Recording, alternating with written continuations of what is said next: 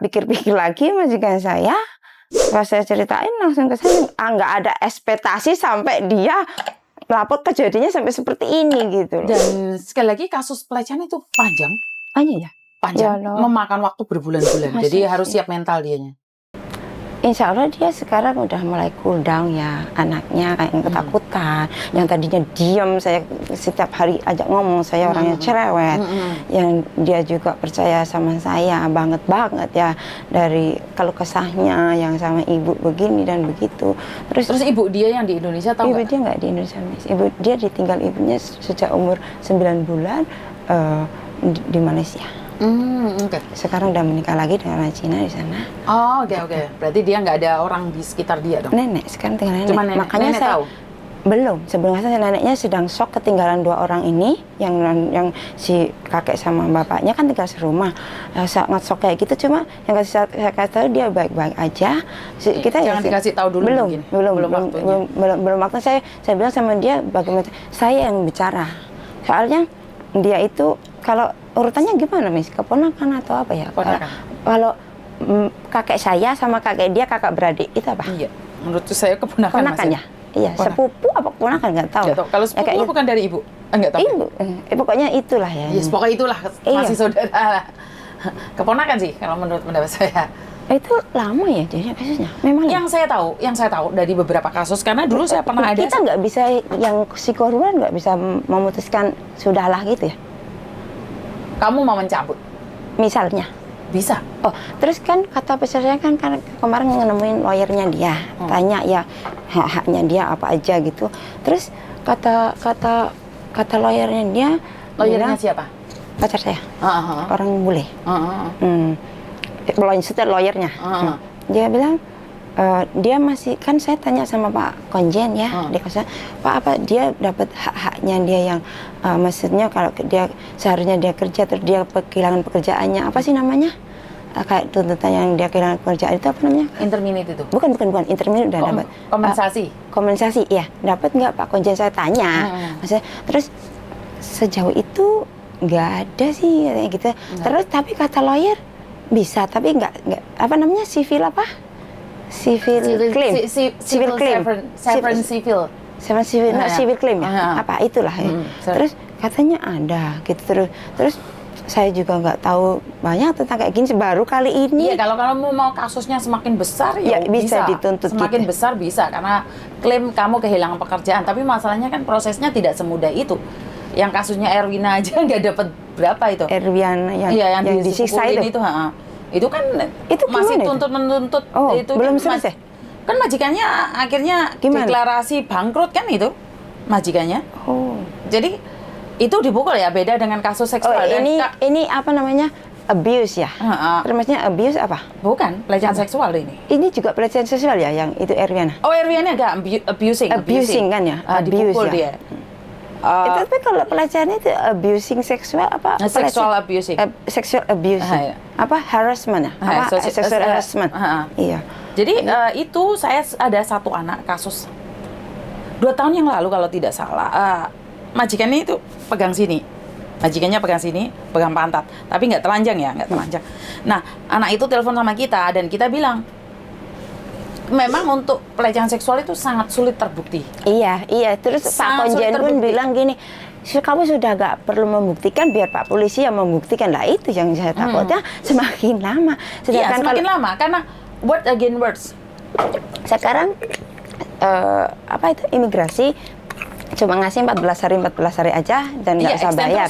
Iya, nggak usah bayar sampai ditutup baru kalau mau panjang bisa. Terus kalau kamu mau kerja lagi juga bisa, nanti kalau mau pulang dulu juga bisa. Terus saya bilang, itu PT gimana? Kalau PT kan apa ya namanya, pribadi, bisa di hold katanya gitu. Yang dari PT ngoyak terus. Bukan. Itu gimana ini solusinya? Oke, pertama saya kasih tahu dulu untuk hatimu siap.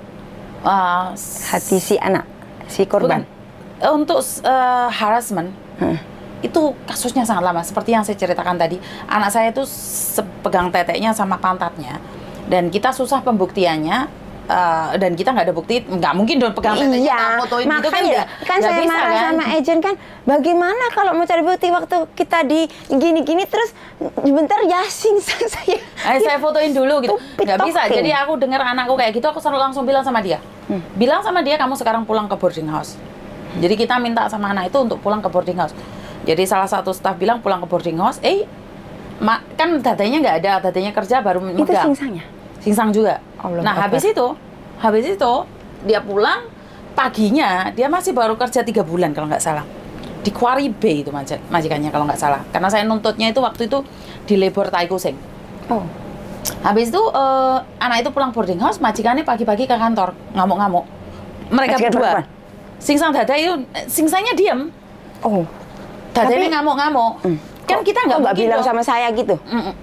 Dia kabur gitu. Jadi kita bilang, iya kenapa sih bilangnya suka kabur gitu? Ya, melarikan diri. Memang tidak salah gitu dengan kata-kata iya. Jadi dia bilang, pembantumu kabur apa? Oke, dia nggak kabur, sekarang di boarding house, silakan datang ke kantor.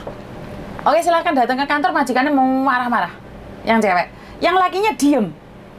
Sina. Yang Sina siapa? Bapak E. Sina. Kan kita nggak terima dong, tapi kita nggak bisa ngomong. Majikannya ngamuk-ngamuk, ya intinya ya udahlah kita selesaikan, kita damai hari itu, Nduk. Kita bilang damai aja, izinkan anak ini cari majikan lagi, bayarin uangnya, pergi, selesai, close file lah, ya close case ya. Majikan cewek nggak terima, katanya kita sebagai agent membohongin majikan, ngambil uang majikan lah. Dia bilang mau lapor sana lapor sini, pusing malahan. Kadang-kadang disuruh yang gampang aja dia mau susah kan. Bukan, mereka karena yang istrinya nggak tahu, Dok. Saya paham itu. Terus yang suami sebenarnya mengakui nggak? Diam. Tidak mengakui. Terus kesini ngapain? Menuduh si pembantu nggak ngomong apa-apa. Jadi kita diem, anak itu tak taruh di kamar, kita di luar rame, terus aku bilang, oke. Kamu harus bayar, kamu nggak membayar. Pokoknya orang kan iya langsung itu. Lagi kita pokoknya kita bilang pokoknya sih Maya pokoknya bukan kita yang pokoknya, kamu yang pokoknya, kamu yang mau, bukan kita yang mau, karena kamu tidak bisa terima dengan apa yang kita katakan. Nggak apa-apa pokoknya polisi otomatis penhoy kan, polisi itu akan membedakan kamu di sana saya di sini. Iya dong, nggak boleh. Habis itu polisi kita tutuin, dia bisa nangkap satu video. Yang mana? Yang anakku itu bisa ada satu video di mana dia meraba. Di dapur. Takut saya. Jadi polisinya bilang, majikannya cewek kan teriak-teriak ngamuk-ngamuk di kantor, kita kan takut kalau di kantor. Iya, maksudnya kok staf banyak, pegawai banyak, ada orang datang tiba-tiba ada orang kan malu yang di luar ada apa nih kan kepo ya iyalah. Terus habis itu kita bilang, lanjeng tisin, licim cifasang mesi, leman deko singsang. Ya muman? Gak mau ya, kok mau dah. Masih naif banget gitu. Habis itu kan polisi yang menanganin, kita pas close case, kita sebagai agent aman dari godaan setan, karena yang menangani sudah polisi, bukan kita lagi. Nah, sidang sampai sidang, Miss. Soalnya kasus kemarin itu masih banyak, belum, Dok. Itu selama 3 bulan ke 4 bulan itu masih kayak di BAP gitu ya. BAP nggak berhenti. BAP tidak berhenti. 3 bulan, Dok. Dia apa itu? Soalnya waktu di BAP kan langsung telepon saya si polisinya nanyain kalau mau sidang tertutup atau terbuka. Yalah ada di situ ada kita semua lah ya di depan kantor polisi nungguin dia sampai 4 jam 5 jam.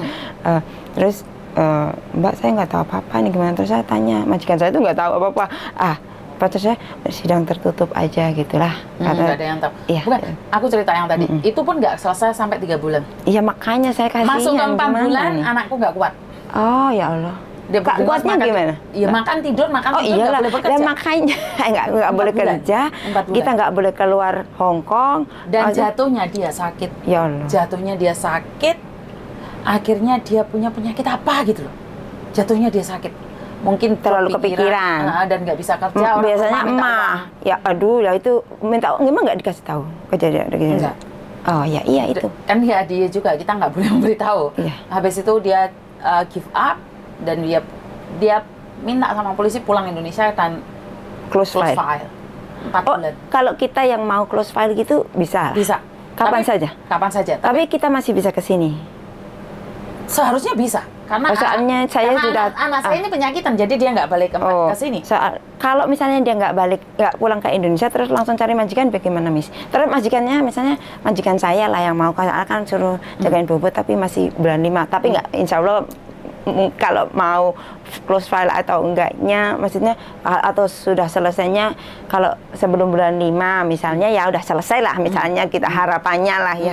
Nggak tahu, saya pun nggak tahu kasus-kasus seperti ini. Terus kalau misalnya langsung kan majikan saya, kamu cobalah cari agent yang kamu percaya. Kayak saya lihat Miss ya, yang video-videonya, alhamdulillah ya dapat pengalaman juga, dapat yang disaring yang baik, yang mana kan yang saya di sini udah lama, baru kali ini lihat video-video kayak ini, kayak gitu kan. Terus pada pertama baru-baru sama adik saya, coba deh itu lihat videonya Miss Yuni tadi biar kamu lebih pengalaman, aku bilang gitu.